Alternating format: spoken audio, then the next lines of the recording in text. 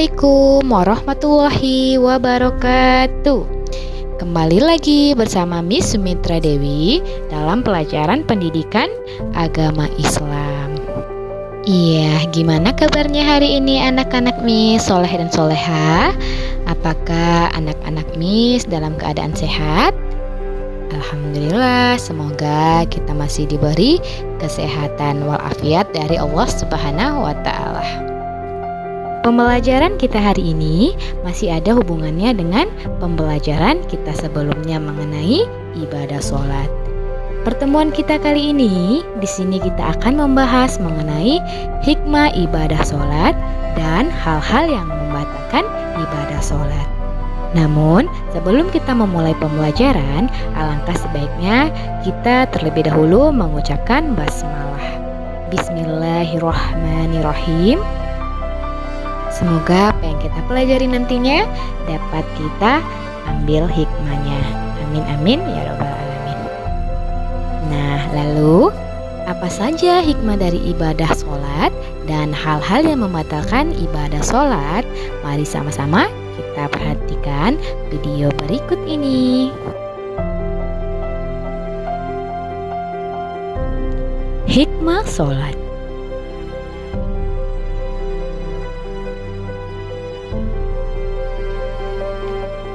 Sholat akan memberikan hikmah yang bermanfaat jika dilaksanakan dengan sempurna.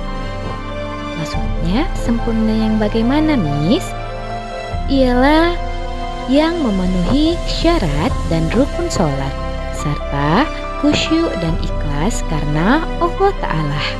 Tidak boleh main-main dan tanpa paksaan dari orang tua dan guru. Namun harus dilakukan dengan ikhlas dan niat karena Allah Subhanahu wa Ta'ala. Adapun hikmah ibadah sholat diantaranya ialah yang pertama, selalu mengingat Allah Subhanahu wa Ta'ala. Dengan kita mengerjakan ibadah sholat, kita akan selalu mengingat Allah Subhanahu wa Ta'ala. Yang kedua, mendekatkan diri kepada Allah Subhanahu wa Ta'ala. Karena sholat merupakan sarana untuk mendekatkan diri kepada Allah. Siapa yang dekat dengan Allah pasti akan mendapatkan perlindungan dari semua kejahatan dan dosa. Semakin rajin kita mengerjakan sholat, maka semakin jauh kita dari perbuatan tercela. Yang ketiga ialah disiplin waktu. Ketika kita mengerjakan sholat 5 waktu sehari semalam, hal tersebut akan menjadikan kita disiplin terhadap waktu. Kemudian yang keempat ialah hidup bersih. Dengan mengerjakan sholat, kita juga diajarkan untuk belajar hidup bersih karena kita terlebih dahulu bersuci dengan mengambil wudhu. Yang kelima, hidup tertib dan teratur. Dengan kita menjalankan ibadah sholat 5 kali sehari semalam dengan waktu yang ditentukan, hal tersebut akan membuat kita menjadi hidup yang tertib dan teratur. Dan yang keenam ialah bersikap rendah hati. Dengan menjalankan ibadah sholat, kita akan terhindar dari sikap sombong karena sholat merupakan wujud rasa terima kasih ataupun rasa syukur kita terhadap Allah Subhanahu wa Ta'ala terhadap nikmat yang Allah berikan kepada kita. Dengan mengerjakan sholat, kita akan terhindar dari sikap takabur, sikap sombong, serta menjadikan kita memiliki sikap rajin dan disiplin. Yang ketujuh, hidup damai dan menyebarkan keselamatan. Orang yang mengerjakan perintah Allah dengan menjalankan ibadah sholat, Allah akan menenteramkan hatinya dan Allah akan menjamaikan jiwanya. Yang kedelapan, hati menjadi tenang dan tentram. Coba anak-anak bisa rasakan, setelah kita menjalankan ibadah sholat, pasti hati kita menjadi tenang dan tentram. Iya, Masya Allah. Yang selanjutnya,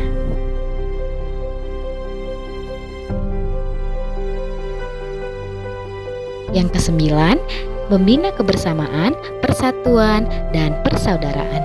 Ketika kita mengerjakan ibadah sholat berjamaah, kita akan menjalin kebersamaan sesama muslim dan sesama keluarga, maka hubungan kita akan semakin erat dan kuat. Yang ke-10 ialah memelihara diri dari perbuatan dosa, yang mana terdapat di dalam Quran Surah Al-Ankabut ayat 45, yang artinya sesungguhnya sholat itu mencegah diri dari perbuatan keji dan mungkar. Oleh karena itu, ketika kita sholat dengan mendekatkan diri kepada Allah, maka kita akan mendapatkan perlindungan dari Allah dan terhindar dari perbuatan tercela. Selanjutnya ialah hal-hal yang dapat membatalkan sholat. Di antaranya, yang pertama ialah berbicara dengan sengaja. Nabi Shallallahu Alaihi Wasallam bersabda, sungguh sholat ini tidak pantas di dalamnya terdapat sesuatu dari perkataan manusia. Perkataan yang pantas hanyalah tasbih, subhanallah, takbir, Allahu Akbar, dan bacaan Al-Quran. Yang kedua ialah melakukan gerakan di luar gerakan sholat yang dilakukan berulang-ulang. Contohnya seperti menolehkan kepala, mengibaskan tangan, berjalan, atau menggaruk terus-menerus. Adapun jika gerakan itu sedikit, maka tidak membatalkan sholat.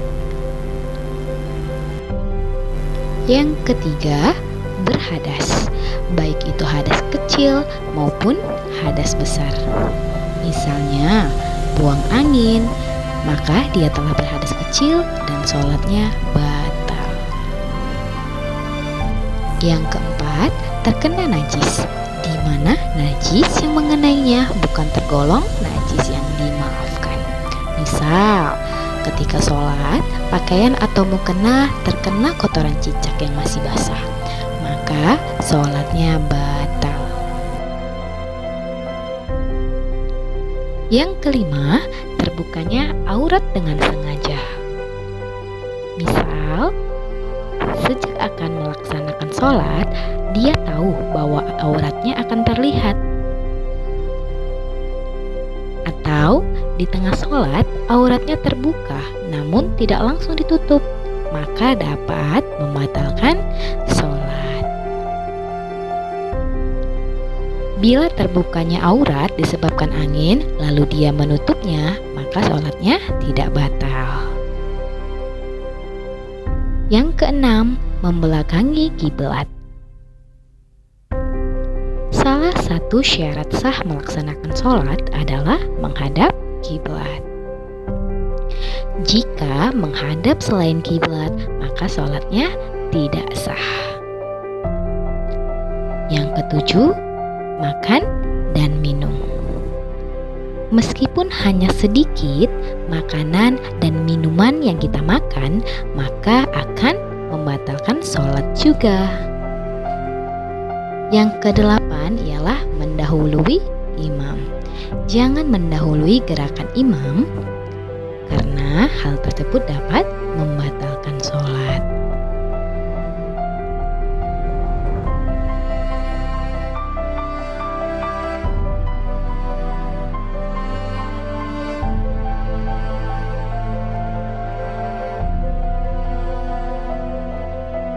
Yang kesembilan ialah tertawa.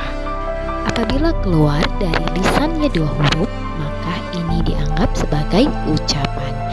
Dan sudah kita jelaskan tadi bahwasannya ucapan yang dilakukan ketika kita sholat, hal tersebut termasuk membatalkan sholat.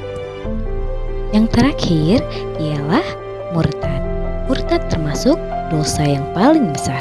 Terdapat di dalam Quran Surah Al-Baqarah ayat 190, yang mana artinya ialah barang siapa yang murtad atau keluar dari agamanya ataupun Islam, kemudian mati dalam keadaan kafir, maka mereka itulah orang-orang yang terhapus amalannya, batal semua amalannya termasuk sholatnya.